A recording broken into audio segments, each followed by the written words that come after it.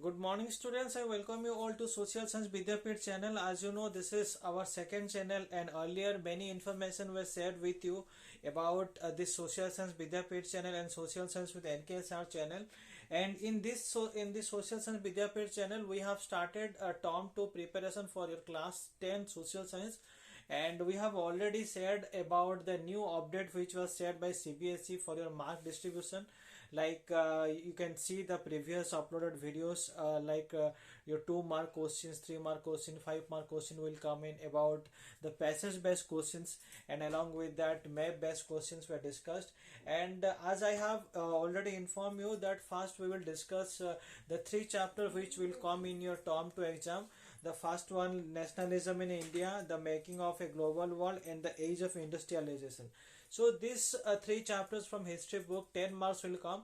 So we will discuss about the long type questions, as I have already informed you.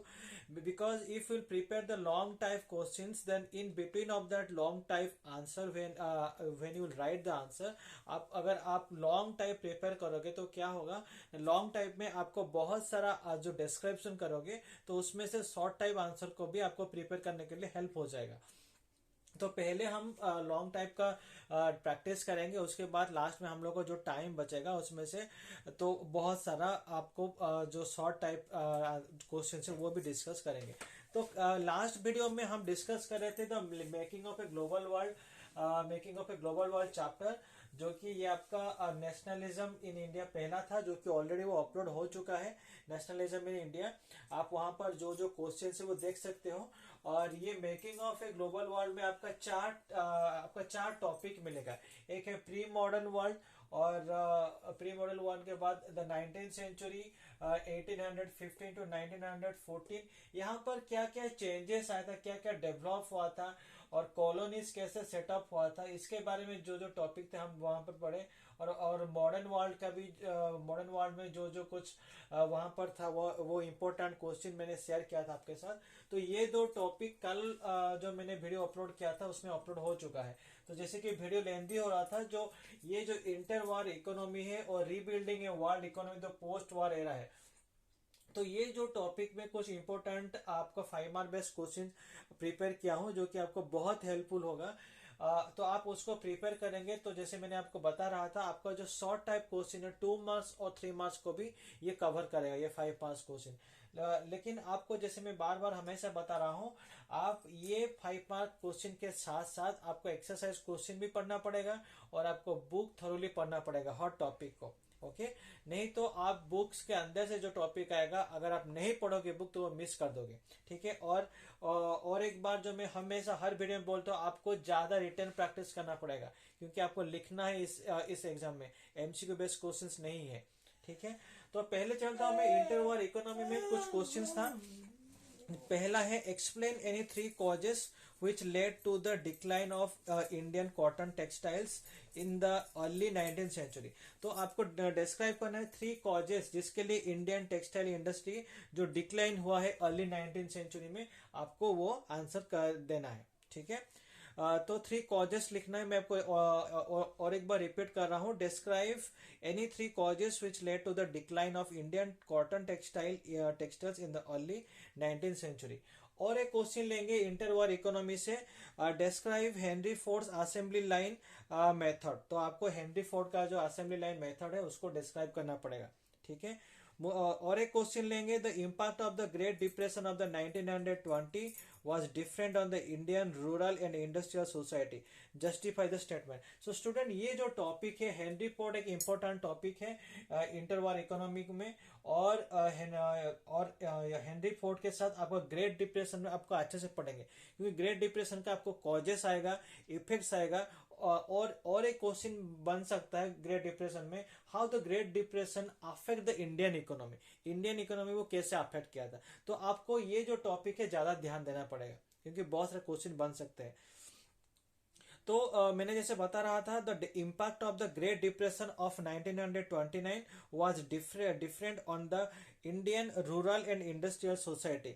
जो ये जो great depression 1929 का था, वो उसका जो इम्पैक्ट डिफरेंट था इंडियन रूरल और इंडस्ट्री के लिए. आपको इसको एक्सप्लेन करना है. ठीक है. तो और एक क्वेश्चन लेते हैं ये टॉपिक से, when did the great depression begin, explain it's impact on the world.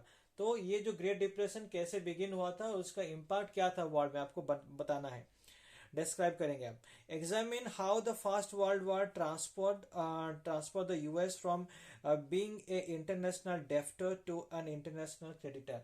तो ये एक भी और एक अच्छा सवाल है, आपको बहुत इंपॉर्टेंट ये कैरी करता है। ये जो फर्स्ट वर्ल्ड वॉर में आपको बताना है how the first world war help the US economy to become a debtor from a debtor to a creditor। कैसे यूएस इकोनॉमी में यूएस जो क्रेडिट कर रहे थे फर्स्ट वर्ल्ड वॉर से पहले, और ये फर्स्ट वर्ल्ड के बाद ड्यूरिंग द फर्स्ट वर्ल्ड वो क्रेडिटर थे।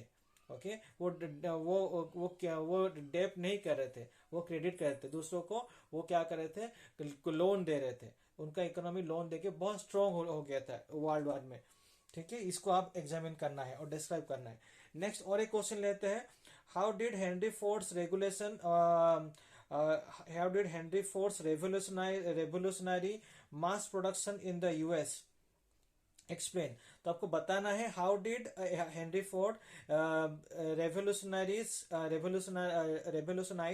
Mass production in the US. तो हेनरी फोर्ड ने कैसे चेंजेस किया था और स्टेप्स लिए थे मास प्रोडक्शन के लिए यूएस में, आपको एक्सप्लेन करना है। ओके और एक क्वेश्चन लेते हैं, explain the impact of the great depression on in 1929 on the Indian economy. ये जो ग्रेट डिप्रेशन है कैसे वो इम्पैक्ट किया था इंडियन इकोनॉमी, आपको ये भी बताना है। ठीक है, तो और एक क्वेश्चन लूंगा, एक मिनट रुकिएगा। तो explain the causes of the great depression. तो आपको causes of the great depression भी आपको लिखना है। ठीक है, ये कॉजेस क्या था। तो कॉजेस जैसे कि हम यहाँ पर डिस्कस कर रहे थे, the impact of great depression of 1929 on the Indian economy. जैसे मैं आपको पहले बताया था इंडियन इकोनॉमी में वो उसका क्या इम्पैक्ट था, और the causes of the great depression. And आपको ये जो ग्रेट डिप्रेशन था उसको ये आपको बताना है, when did the great depression begin and its impact on the world. ठीक है, तो ये सब कुछ इंपॉर्टेंट क्वेश्चन मैंने बताया। जैसे कि पहले आपको बताया था कि हेनरी फोर्ड्स असेंबली लाइन क्या था, और great depression of 1929 different on the Indian rural and industries and great depression begin and its impact on the world. And आपको ये भी बताया था, मैंने क्वेश्चन दिया था, how the first world war transfer the US economy from a debtor to a creditor. ये एक इंपॉर्टेंट क्वेश्चन बताया था। तो और बताया था कि हेनरी फोर्ड ने कैसे मास प्रोडक्शन किए थे इन द यूएस, एक्सप्लेन करना है। और impact of great depression on the Indian economy and the causes of the great depression, ये सब कुछ इंपॉर्टेंट क्वेश्चन में बताया था इंडिया, ये जो इंटरवार इकोनॉमी में। ठीक है, तो इसके बाद हम और एक टॉपिक पढ़ेंगे, ये the making of a global world chapter में, rebuilding a world economy the post war era. जो अभी ये जो वार खत्म हो गया है, वार जो फर्स्ट वर्ल्ड वार जो खत्म हुआ है, उसके बाद बहुत सारा चेंजेस हुआ है, बहुत सारा पैक्ट साइन हुआ है, बहुत सारे रिफॉर्म्स को फॉलो किया गया है, बहुत सारे रिफॉर्म्स को फॉलो किया गया, जैसे कि फिर से रीबिल्ड किया जा सके वर्ल्ड इकोनॉमी को, क्योंकि बहुत सारा कंट्री का इकोनॉमी का क्या होता है, टोटली डेटोरेट हो गया था। इकोनॉमिक जो कंडीशन था वो स्टेबल नहीं था, तो उसके लिए बहुत सारा चेंजेस आया था। अब उसको ये चैप्टर को अच्छे से पढ़ेंगे। ये जो भी चैप्टर यहाँ पर टॉपिक है, जैसे मैं आपको बार बार बता रहा हूँ, आपको बुक से अच्छे से पढ़ेंगे इसको, और आपको मैं नोट्स भी आगे में शेयर करूंगा, वो प्लान क्या शेयर करूंगा। तो आप अच्छे से आपका फ्रेंड के साथ ये जो चैनल शेयर करेंगे, वीडियो को शेयर करेंगे, और आपका जो वीडियो को लाइक करेंगे, और gradually we will expand many study materials and expand our services and expand our availability to help you to do good in your exam।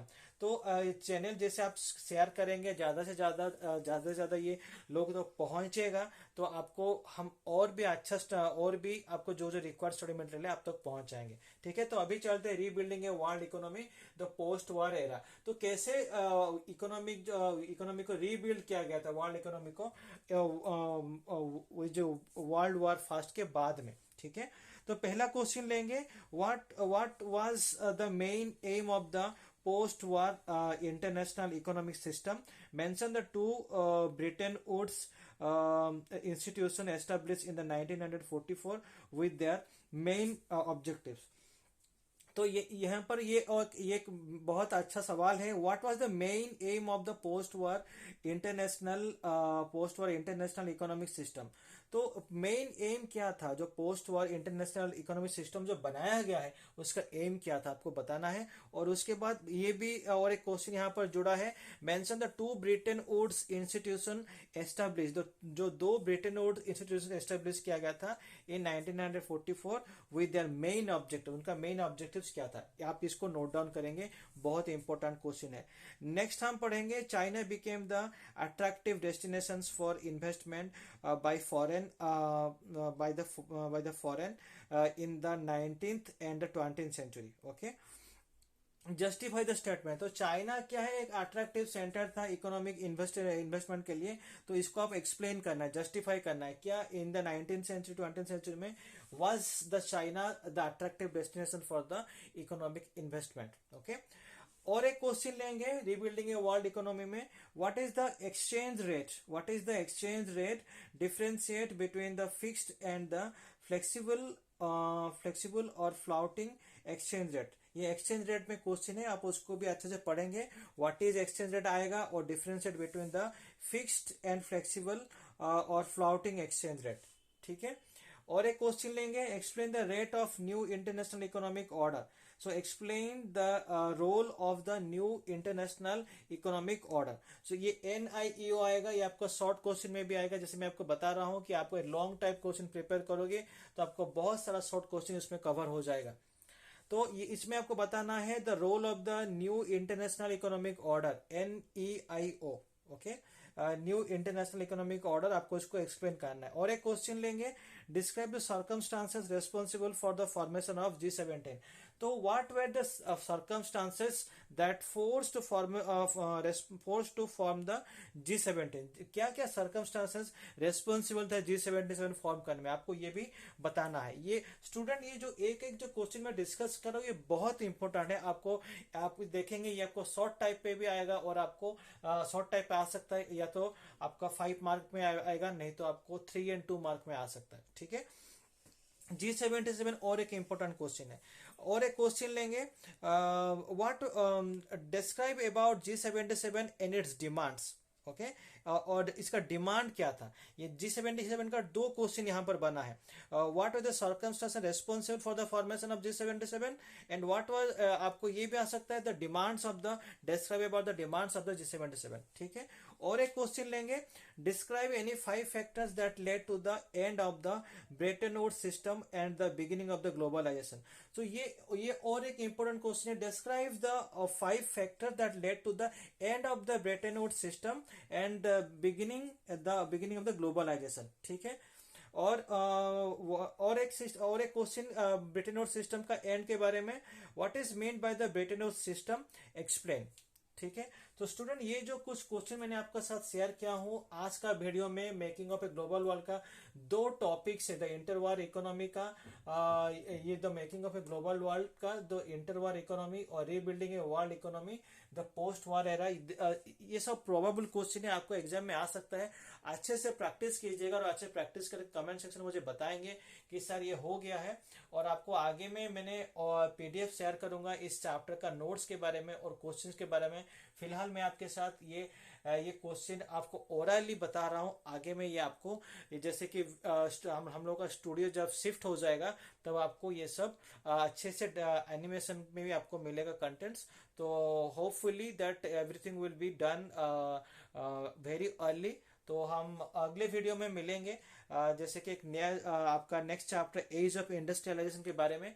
तो आप ये सब वीडियो को आपके फ्रेंड के साथ शेयर करेंगे, और जो भी क्लास 6 to 12 पढ़ रहे हैं तो सभी स्टूडेंट्स के लिए सोशल साइंस का कंटेंट मेरा चैनल में अपलोडेड है, सोशल साइंस विद्यापीठ हो या सोशल साइंस विद NKSR हो। ठीक है, अगले वीडियो में मिलते हैं, थैंक यू।